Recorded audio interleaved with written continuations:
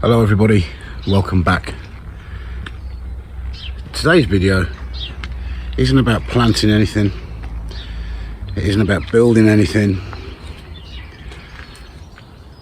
It's a much more relaxed, chilled video.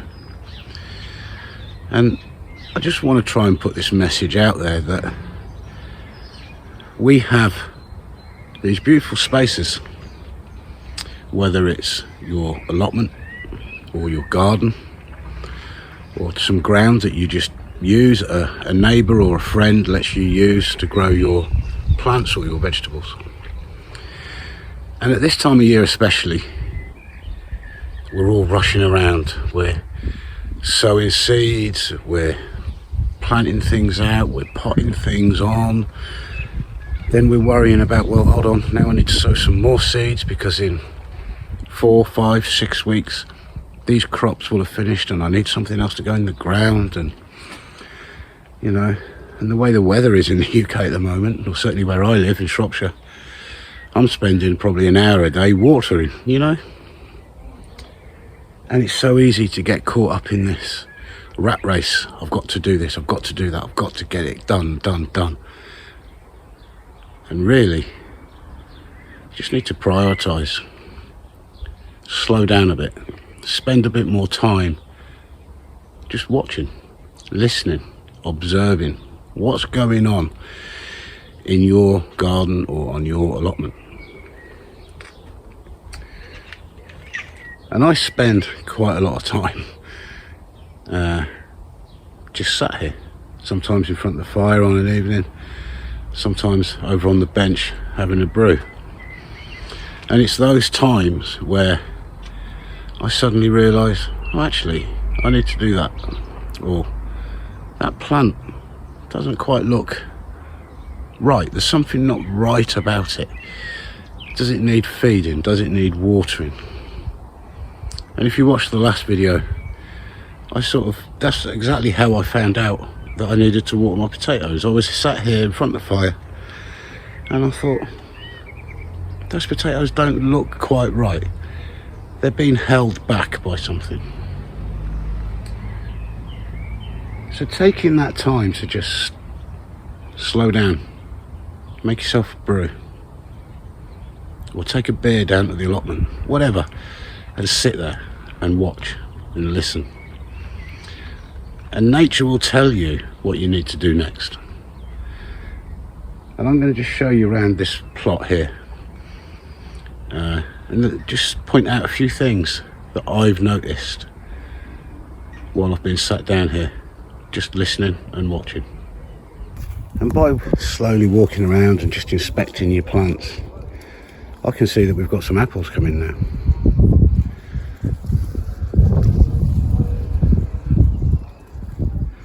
And while I'm looking at the tree, I'm checking it for any problems. So looks like we might have aphids building up in there. You can see the ants are on there. But it isn't a huge issue at the moment. So I'm not going to overreact. So in the last video, I cleared the rhubarb, harvested most of it, gave them a feed. And in the process of doing that, I found this little gap under the fence. Now I don't know if that is a problem. Is that a mouse or a rat coming in?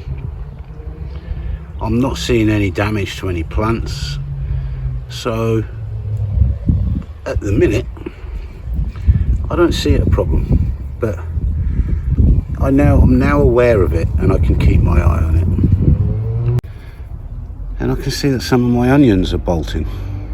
Now these were actually sown last year, but that one there's bolting, this one's bolting, this one here is bolting.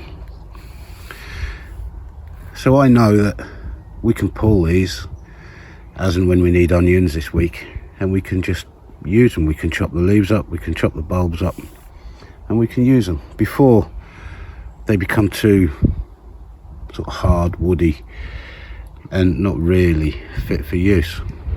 all they're good for then is compost. Well, I've spent the last 11 months growing them, so I'd rather we didn't do that. And I'm keeping a really close eye on the broccoli, because we're getting some heads on there now, and I think they're going to bolt. And it's very interesting that it's this back row that are doing it. The front row aren't doing it at all. So I can keep my eye on that and try and work out why that is. Is it sunlight? Are they getting more shade? Is it water? What's causing it?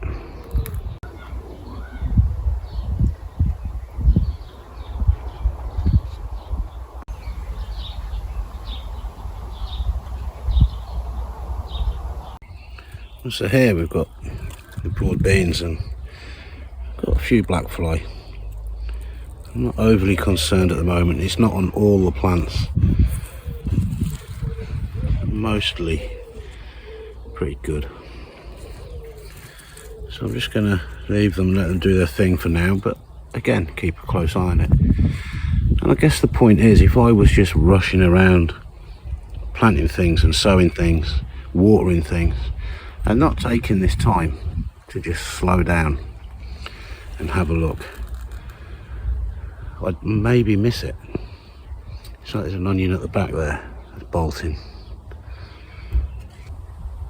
And that's why when I water the garden, I use a watering can.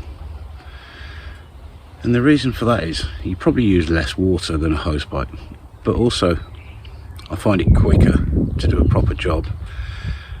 And while I'm watering with a watering can, I'm actually inspecting each plant as I'm doing it. I find you get closer to the plants that way, rather than standing meters away with a hose pipe and just spraying the whole plot. And of course the other thing is, by using a watering can, you can water the plants locally around the plant, rather than soaking the whole bed, all of the paths and everything. And then that's going to make it easier for slugs and snails to move around the plot and eat all your crops. So sometimes, guys, we've just got to slow down and enjoy the space that you've created. It doesn't have to be 100 miles an hour all of the time. And I think it's very easy for us to put pressure on ourselves. I must get these in the ground. I must do this, I must do that. If it doesn't happen for a couple of days, it's probably not the end of the world. Make time to enjoy the space that you've created and get in tune with the plants that you've got growing and the nature that is around. And that'll give you a lot of clues and a lot of hints as to what you need to do and what are the priorities. So I hope you've enjoyed the video, and I'll see you next time. Cheers.